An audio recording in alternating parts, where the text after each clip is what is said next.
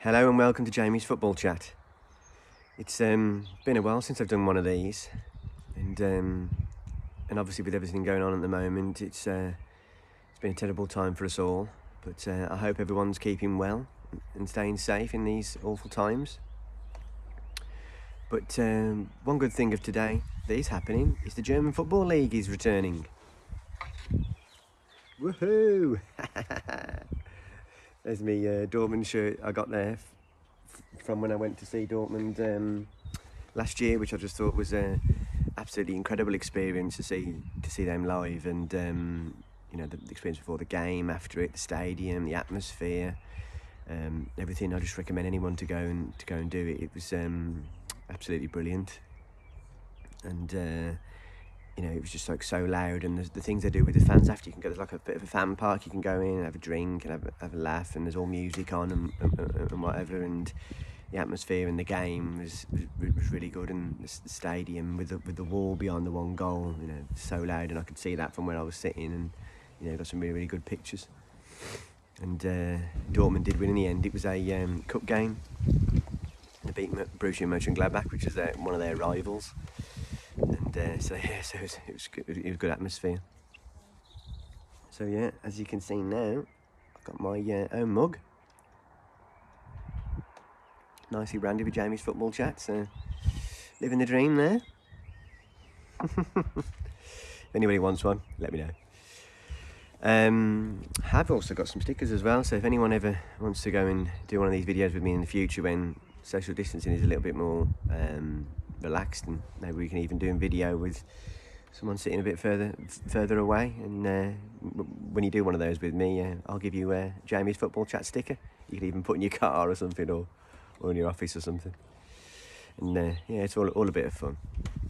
So yeah, this time I've gone for the best 11 footballers that I've seen live, actually at a football stadium. And obviously it's quite hard to go and whittle this down to 11 players, but yeah, I've gone for it and see what happens. So I've gone for a formation of 3-4-3 because I really wanted to fit 3 forwards in, and I've just sacrificed a defender for that. So it's always harder sometimes to fit the defenders anyway, isn't it? So yeah, so firstly, I've gone for David De Gea in goal, which probably to most of you isn't really a surprise. I do watch Man United quite a lot over the years, and every time I've watched him live, obviously I could have picked Schmeichel before that, but every time I've watched De Gea live, the last few years, he's just been ridiculous. Some of the saves that he's been making are just amazing. And obviously had some big moments over the years for us as well with important saves. And I remember watching the friendly it was in Cardiff earlier last year about summertime, and we beat AC Milan on penalties, and obviously he was in goal and he was really important for the penalties, and came good really, and made some good saves in the match. But yeah, I've seen him a lot of times over the years and made really good saves. And one of the important ones I did see him make was when I went to watch Man United at Wembley a couple of years ago when Anthony Martial scored that brilliant winner, and the crowd went wild, including myself.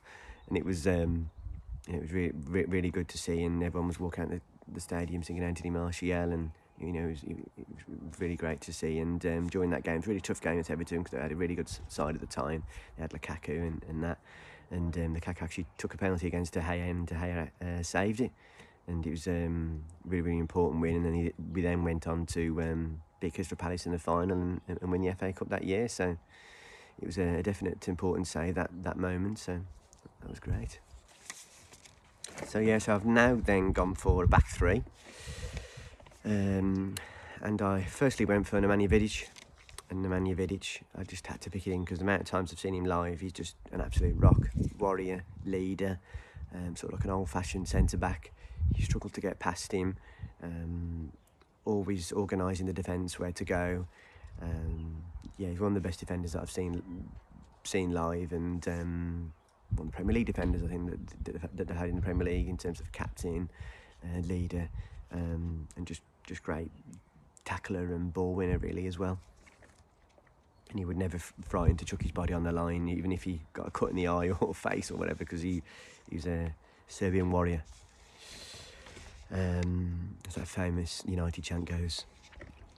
And then I've also then picked Rio Ferdinand, and I've had to pick Rio Ferdinand because, again, as we know, he's the Rolls Royce of defenders. He has it all in his locker. He can spray the ball forward, bring it forward, but then a lot of times he would use his brain to make sure where he had to go to try and tackle the striker that was oncoming. He's great in the air, and in the opposition box as well.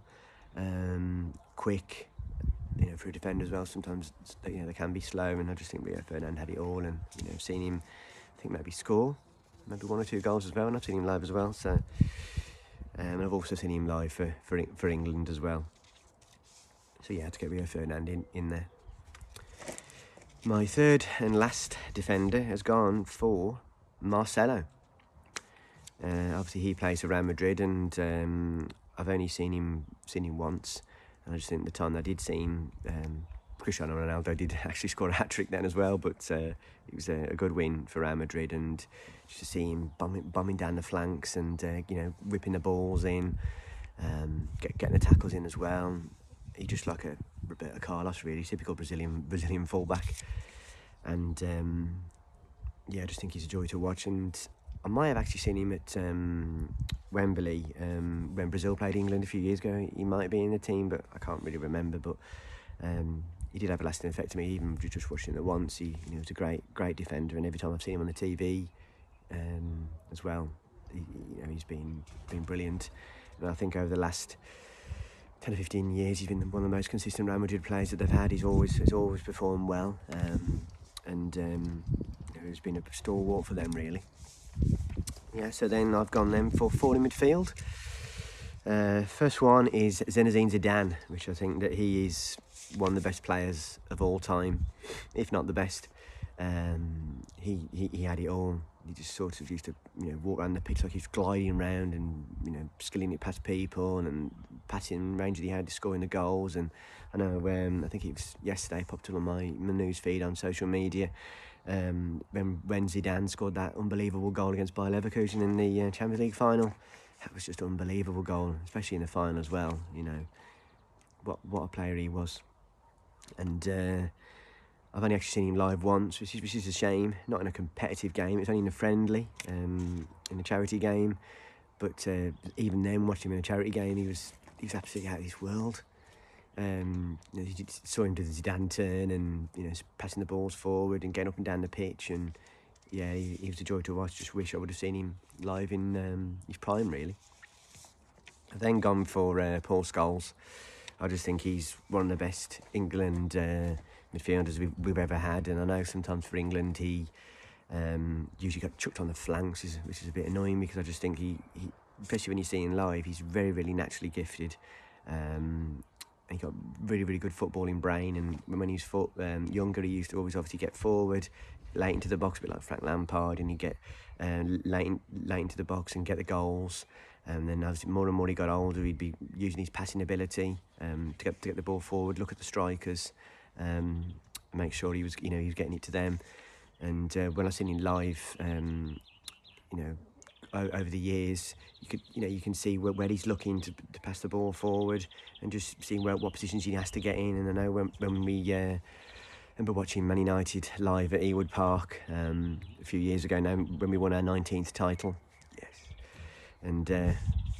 And we had to get the win to win the league that time, and Paul Scholes was then having to sit back a little bit deeper, just sort of marshal the whole midfield, and Fergie was telling him sort of where to go, and he was just sort of sorting it all out. And his passing ability was next to none. When you see that live, he's brilliant in the positions he would get in as well.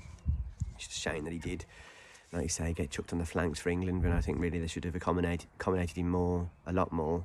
Maybe change the formation to fit a load of these big players that we had at the time. To maybe we might have even gone and won more things, because he didn't. He could have played 100 caps at least for England, back in the day. But unfortunately he didn't. But yeah, seeing him live, if other people have had the chance to as well, I just think he's absolutely superb. I then also picked Andres Iniesta, and I may have only seen him once. I saw Barcelona against Atletico Madrid a good few years ago now, and when I saw him live in that game, he's absolutely brilliant. He was passing the ball forward, getting into the box at the right times, being in the right position, and literally as a central midfielder, he had it all. And watching him live was just, we could see on the TV how good he was. But then when you watch him live at the football stadium, he's absolutely superb. And they won that game 2-1. I think Messi scored and Suarez. He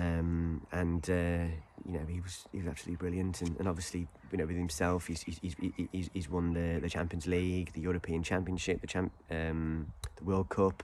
He's won it all, and he's obviously had a big part to play in all those games as well. And I might have actually seen him one more time when I went and watched the Wembley Cup a few years ago at Wembley, and I think he was against Tottenham. I'm sure he was playing then. He was obviously even great then in a friendly game. So then my fourth midfielder I've gone for is Koke. It's maybe a bit of a surprise to some people, but I have seen him twice now. And I saw him in that Barcelona game, funny enough, and he did actually score in that. And I think Atletico Madrid were winning to begin with, and he was playing brilliantly, and similar to sort of Iniesta style, great really footballing brain, passing ability next to none, getting into the right position, getting back when he needs to. And then even then he was a lot younger, and he was still a natural leader in that Atletico Madrid team. And I think maybe that year they might have even won the league, or it could have been the year after. And he's been an important player for them over the years. And I saw Atletico Madrid at their new stadium last year, which was a brilliant experience as well. I'd recommend anyone to go. The stadium is incredible. The atmosphere that Atletico Madrid fans create there is great as well. Had a really, really good time there. And Koke then was in that team, and he's obviously a little bit older then as well, and he just ran the show. You could always see he's looking left, looking right, like all those other players. They're not looking to pass it sideways. They're always looking left, right, in front of them, behind them. They're just sort of like, looking everywhere to see where they can pass the next pass, and see where all the players that are in the team, that they can pass it to them, quickly, and other teams then won't see. I just thought he was a joy to watch live. And then I've gone for my front three, which probably isn't a surprise to a lot of people. But firstly, I've gone for Cristiano Ronaldo. As I mentioned earlier on, when I said Marcelo, seeing Cristiano Ronaldo score a hat-trick live at the Bernabeu, which is brilliant, and they're all three brilliant goals. And he's one of the greatest of all time, if not the greatest. And I've seen him quite a few times as well for Manchester United. And again, he just had it all in his locker. He can head the ball. That leap he has on him is just crazy. So quick, skillful. Obviously gets into the box at the right times. Knows when to go. And the amount of goals he scored over the last 10-15 years, it's just been absolutely ridiculous. Him and Messi just keep breaking these records. And some of the goals he scored as well have just been ridiculous. And I remember seeing him score a goal at Old Trafford once, which was I remember who he was against, but that was just another goal. You just think, how did he score that? It was brilliant. Like that bicycle kick he scored for Real Madrid against Juventus, that was absolutely outstanding. That'll go down as one of the greatest goals of all time. Back to also when I picked Zidane in this team, when I think it popped up on my social media feed yesterday, funny enough, and when Zidane scored that Champions League final goal against Bayer Leverkusen, it was absolutely brilliant goal that he scored. It will go down as one of the best of all time. And it was great. And watching that again, he sort of brought back memories. Absolutely brilliant goal. So Cristiano Ronaldo's in there. And I've also gone for Wayne Rooney. And I just had to pick Wayne Rooney, as obviously I'm a big Man United fan. I've seen him a lot over the years, scored really, really important goals. Scored that important goal to win us the 19th title, which I was at Ewood Park. It was a penalty, absolutely banged it, top bins, brilliant goal. And obviously got us the 19th title. That's one of the memories I'll never forget, to being able to actually go to a game, and I could see Manchester United win the league title when I was there, and then obviously I waited for some of the players after the game, get some pictures, autographs, and that, because it was a big moment in our history, and it was a a brilliant experience to be there for. And then over the years, I've seen Wayne Rooney score some big goals, and I remember as well. He scored his 249th goal against Reading, which was in the FA Cup a few years ago, which I was at, and obviously that was a big moment to. The great that we had was Bobby Charlton. Someone to get up to his standard was just, no one would ever think that would ever happen to Wayne Rooney to do that, to get to his standard and then to beat it. It was just, unbelievable. And he would be one of the, go down as one of the biggest greats that Manchester United have ever had. So yes, I had to pick Wayne Rooney in there, and obviously I probably saw him a lot more than most of the strikers as well. The third one, I know obviously I could have maybe got Messi in there, but I'd only obviously seen him once. Seen him once against Atletico Madrid. He did score, and he was absolutely outstanding in that game as well. He did play well and scored the goal.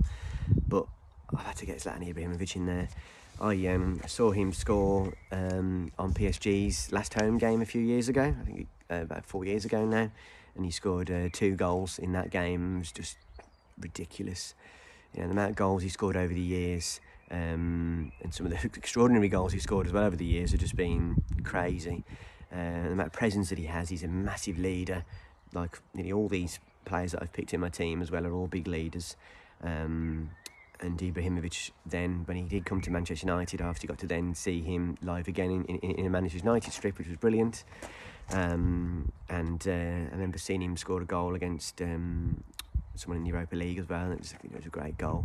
And you can see that aura that he has, the touch that he has, like Zidane, that sort of touch that he has. It just comes out so easy, so natural, and absolutely outstanding. Watching him live, and he will go down as well as one of the best forwards as well of all time. The records that he's broke, the trophies that he's won. And that's why I think I had to pick in there over some of the others that I've seen as well. And again, I remember seeing him score a couple of good goals, even when he was only at United for 2 seasons. Obviously, some of it's cut down by injury, but still, I saw him score some great goals. I remember seeing one of the games I went to was against Leicester in the Premier League. I think it was 4-0, I think it was, and. You could tell he was the link-up play with Pogba that he had as well at the time was brilliant, and he scored in that game, and it was a joy to watch. And I just think that if anyone had the chance to see down at Zlatan Ibrahimovic live, it's really great striker, and also as well, you've got the build like Cristiano Ronaldo. Then massive players, really muscly. You ain't get the ball off them. They're so strong. And yeah, you'd always have Ibrahimovic in your team, and obviously Ronaldo. He had that build of he's so ripped, he's so quick, he's always looking to get to be the greatest, and to obviously see what he can do in his game to make him the best. And that's probably why now he's still going, and he's still scoring all these important goals in big games like Champions League finals, Champions League knockout rounds. He's all, and World Cups, European Championships. He's always scoring these big goals because he's so driven in his head to be the best and to get into the best shape and train the longest, and that as well. And yeah, I just think that I'm over 30 now, and I've seen a lot of great players in my time live, and also obviously on the TV. And it's been lucky really, and obviously during lockdown, you get to see a lot of old games that we've watched, and I feel very very blessed that I've seen all these players. So maybe some controversies of players that I have left out, but from what some of the lasting memories that some of these players have had on me, I had to just pick this 11 that I picked. So I'll just run it through again. I picked David De Gea in goal, Marcelo, Nemanja Vidic, Rio Ferdinand, Iniesta, Paul Scholes, Zinedine Zidane, Koke, and up front Zlatan Ibrahimovic, Wayne Rooney, and Cristiano Ronaldo. Now, if you had that 11 out on a football pitch, I can't see many other teams beating that 11. Absolutely outstanding. And they're all leaders as well. And just some of the greatest players of all time in that 11 as well. And I just feel very lucky that I've seen some of those players. I've seen all of those players live. And also some big moments as well with some of those players mentioned. So, I hope you all enjoyed that. And I hope you all have a great rest of the weekend. And hopefully now the sun's going to be coming out, which is good. And let's get on BT Sport and watch the return of the German Bundesliga. Yay! Hopefully the Premier League will be returning soon, but I think it should only ever return when, again, with obviously what Germany have done as well, when the tests are all happening for the players, and it's only safe for them to come back, because there's no point rushing it back and someone then getting ill, because that would be a absolute travesty. But obviously the German Federation have got all theirs in line now, and everyone seems to be happy that they're coming back. So I think it'd be good if give some of us now to watch some football the weekend, and I'll be reaching on for Borussia Dortmund to try and get their league title this year, and stop the dominance of Bayern Munich, keep winning it. Especially I saw them earlier last year as well in the season, was brilliant as well. So thanks for watching, everybody, and have a great weekend all. Thank you.